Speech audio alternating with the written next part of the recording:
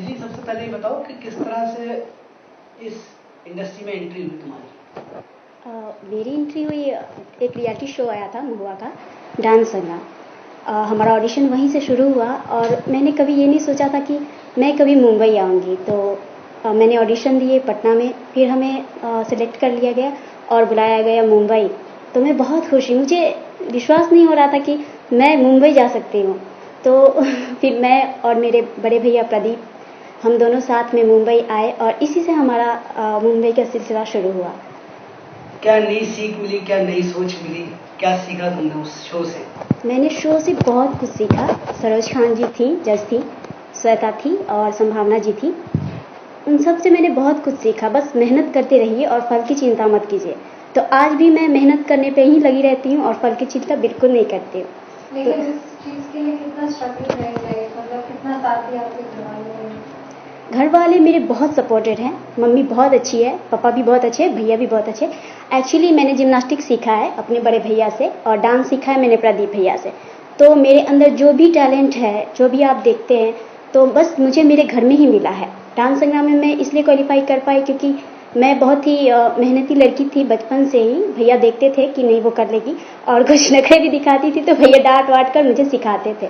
तो अब भी मैं ये सब चीज़ को बहुत मिस करती हूँ कि भैया मुझे डांटते थे, मैं कैसे रोती थी, मम्मी कितना सपोर्ट करती थी कि अंजलि क्या बैठी बैठी टीवी देख रही हो, जाओ जाकर प्रैक्टिस करो, प्रैक्टिस करोगी तभी तो तुम्हारे डांस में निखार आएगा, तुम्हारे एक्टिंग में निखार आएगा जो तुम बनना चाहती हो। तो अभी मैं उस चीज़ को, जो मम्मी पापा मुझे गाइड करते थे, वो सब चीज़ को मैं बहुत मिस करती हूँ और मैं इन सब चीज़ों को, यादों को ही अपने अंदर ढाल के रखा है अभी तक मैंने, और बस वही चीज़ मुझे यहाँ तक भी सपोर्ट करती है। डांस में आपने भैया से सीखा डांस, लेकिन बॉलीवुड में या भोजपुरी सिनेमा में अपना आइडियल किसे मानते हो एज ए डांसर? क्योंकि आपके सामने उस वक्त जज जो थी वो सरोज खान थी। हाँ, तो उन्होंने माधुरी दीक्षित को, करिश्मा कपूर को, करीना कपूर को, सबको डांस सिखाया है। तो कुछ टिप्स सरोज खान जी से मिले आपको? मैंने एक डांस परफॉर्मेंस दिया था, भोजपुरी का वो गाना था, मत छुई मोरी कोरी रे बदनिया। तो वो डांस देखकर मुझे सरोज मैम ने बोला था कि मुझे धक धक करने, ऐसा लगा कि मैं धक धक करने देख रही हूँ। तो मुझे बहुत अच्छा लगा और बचपन से मैं माधुरी दीक्षित की बहुत बड़ी फैन रही हूँ। तो मुझे ऐसा लगा कि मैं माधुरी दीक्षित की तरह डांस की, कुछ भी जो सरोज खान जी को मुझे देखकर उनका याद आ गया। तो उस दिन मुझे बहुत अच्छा लगा था। वो मेरे लिए बहुत ही उस दिन बहुत बड़ा दिन था क्योंकि उन्होंने ऐसा कमेंट किया था मेरे डांस को देखकर। अच्छा, एक कस्बे से यानी गांव से हम लोग जब सफर करते हैं एक शहर की तरफ, बहुत ज़्यादा रिस्पॉन्सिबिलिटी होती है, बहुत ज़्यादा एक्साइटमेंट होता है, लेकिन कहीं ना कहीं नर्वस में महसूस करते हैं हम लोग, और साथ में माँ बाप की दुआओं का असर भी होता है।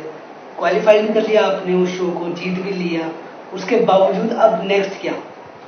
अभी डांस तो मेरे बचपन से था ही मेरे अंदर, लेकिन एक एक्ट्रेस बनने का भी सपना था क्योंकि एक एक्ट्रेस मुझे लगता है कि सब कुछ कर सकती है, डांस भी कर सकती है और एक्टिंग भी कर सकती है। तो रियलिटी शो के ज़रिए मुझे महुआ सीरियल मिल गया था अखियों के झरोखों से, जिसमें मैं छोटी बहन का किरदार कर रही थी। तब तो मैं बहुत छोटी थी और फिर वो सीरियल वाइंड अप हुआ, फिर मुझे स से सरस्वती मिल गया, मैंने वो किया।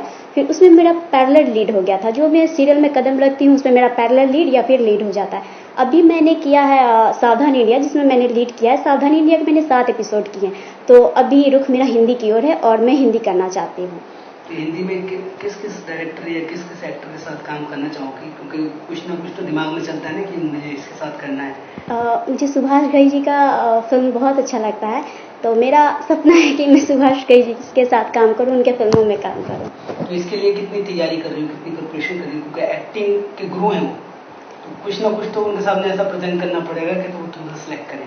हाँ, बस मैं बहुत प्रैक्टिस करती हूँ एक्टिंग की। हमेशा घर पे भी रहती हूँ तो भैया के साथ, और मेरे साथ कोई भी रहता है मेरा दोस्त, तो मैं उसके साथ बोलती हूँ चलो प्रैक्टिस करते हैं, क्योंकि प्रैक्टिस बहुत इंपॉर्टेंट होता है आपकी लाइफ में।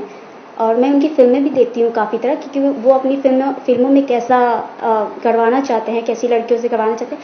लेकिन मैंने अब की बार सावधान इंडिया किया था, जो कि मेरे लिए बहुत इंपॉर्टेंट था। एक लड़की थी, महाराष्ट्र की एक लड़की थी, वो आदिवासी थी और उसके पापा उसके लिए फाइट करते हैं और वो किस तरह से उसे लोग यूज़ करते हैं अपने पापा की तरह। पापा के लिए वो अपना सब कुछ देने को तैयार है क्योंकि अब उसके पापा खुश रहें। तो ये मैंने जब किया तो वो जो डायरेक्टर थे वहाँ संतोष जी, उन्होंने कहा कि अंजलि बस नेचुरल एक्टिंग करना, बस मुझे और कुछ नहीं चाहिए। तो मैंने बहुत कोशिश की थी नेचुरल एक्टिंग करने की। फिर मैंने कहा कि पता नहीं कैसा आएगा, मैंने कैसा काम किया, लेकिन जब मैंने देखा वो एपिसोड तो मुझे बहुत अच्छा लगा, खुद को मुझे बहुत अच्छा लगा। इसके लिए मैं समझती हूँ कि ऐसे डायरेक्टर होते हैं जो हम जैसे एक्ट्रेस के अंदर से एक्टिंग निकलवा लेते हैं, तो ये मुझे बहुत अच्छा लगता है। जो सेट पे सब लोग सपोर्ट करते हैं वो बहुत अच्छा लगा मुझे मुंबई का, क्योंकि सब लोग बहुत सपोर्टेड है। यहाँ पर आके मैंने देखा कि हर लोग आपकी मदद करते हैं, आपको सपोर्ट करने में काफ़ी मेहनत करते हैं। तो जब भी मैं सीरियल करती हूँ या फिर डांस करती हूँ तो सभी लोग मुझे बहुत सपोर्ट करते हैं, तो ये मुझे बहुत अच्छा लगता है यहाँ का। जब एक शो के विनर हो जाते हैं तो काम के लिए चूज हो जाते हैं, तो कुछ ऐसा दिमाग में है कि भाई ये नहीं ये काम करूँगी, ये नहीं ये काम करूँगी, कुछ ऐसे ऑफर आए? नहीं, मैं चूज़ी हूँ, लेकिन मैं इस तरह की चूज़ी लड़की हूँ कि मुझे अच्छा लगता है कि मेरा जो दिल करे मैं वही करती हूँ, जो मेरे लिए अच्छा हो, जो मैं उस एक्ट को सेटिस्फाइड कर सकूँ, जो मैं अपना टैलेंट दिखा सकूँ, वो मैं ज़रूर करती हूँ। मुझे काफ़ी भोजपुरी फिल्म के भी ऑफ़र आए, लेकिन मैंने मना कर दिया क्योंकि मुझे ऐसा नहीं लगा था कि वो मेरे लायक है, इसलिए मैंने मना कर दिया। उम्मीद थी कि इतना बड़ा रिस्पांस मिलेगा महुआ चैनल के उस शो से कि बहुत ज़्यादा मेल आएंगे, बाउंस हो जाएंगे मेल, इतने ढेर सारे आएंगे, ब्लॉक हो जाएगा सर्वर। बहन भाइयों की दोनों की जोड़ी बहुत ज़्यादा ब्लॉक हो गई थी, टीआरपी का बहुत बड़ा रेशो बन के खड़ा हो गया था। हाँ, तो उम्मीद थी कि इतना प्यार मिलेगा? मुझे बिल्कुल उम्मीद नहीं थी। जब भी मैं शो में थी तो सब लोग बहुत फ़ोन किया करते थे मम्मी पापा का। जब पापा दूध लाने रास्ते में जाते थे तो सब लोग उन्हें पूछते थे कि आपके बेटा बेटी तो बहुत कुछ अच्छा कर रहे हैं, बहुत अच्छा डांस कर रही है, बहुत अच्छा। तो पापा को बहुत अच्छा लगता था कि मेरे बेटा और बेटी के बारे में ये सब बोल रहे हैं। तो पापा मुझे फ़ोन करके बहुत सपोर्ट करते थे कि बेटा बस हिम्मत मत हारना। कभी कभी मैं डिप्रेस भी हो जाती थी कि बहुत सारे सॉन्ग करने हैं, ये कैसे करूँगी, कैसे मैनेज करूँगी। तो मैं पापा से बातें करती थी, पापा मैं क्या करूँ, मैं क्या करूँ। तो पापा बोलते थे डिप्रेस बिल्कुल मत होना, बस हिम्मत हारना मत, हिम्मत रखना। तो बस अभी भी वही पापा की बातें मैं याद करती हूँ और आगे देखिए क्या हो जो जाए। आपके जज थे श्वेता संभावना सेठ और सरोज जी, तो अभी उनके टच में हो या किस तरह से उनका अभी तक फीडबैक मिला आपको? उनका शो भी एंड हो गया लेकिन कभी कभी उनसे मुलाकात होती श्वेता जी ने मुझे बहुत प्यार दिया, हालांकि सब लोग बहुत अच्छे थे, लेकिन श्वेता जी मुझे बहुत मानती थी, वो मुझे बहुत अच्छा लगता था। वो अभी मुझे मानती। मैं एक सीरियल कर रही थी सर से सरस्वती, तो उनका परवरिश चल रहा था, तो उन्होंने मुझे देखा सेट पे और भाग भाग कर मेरे पास आई, तो वो मुझे बहुत अच्छा लगा कि अभी वो मुझे याद करती हैं। मुझे अच्छा लगा कि वो अपना सेट छोड़कर मुझसे मिलने आई, तो ये मुझे बहुत अच्छा लगा। तो चलो भोजपुरी सिनेमा के बॉलीवुड में कदम रखने का इरादा है, काम करने का इरादा है? हाँ ज़रूर। अच्छा, बॉलीवुड में किस हीरो को लाइक करती हूँ पर्सनली?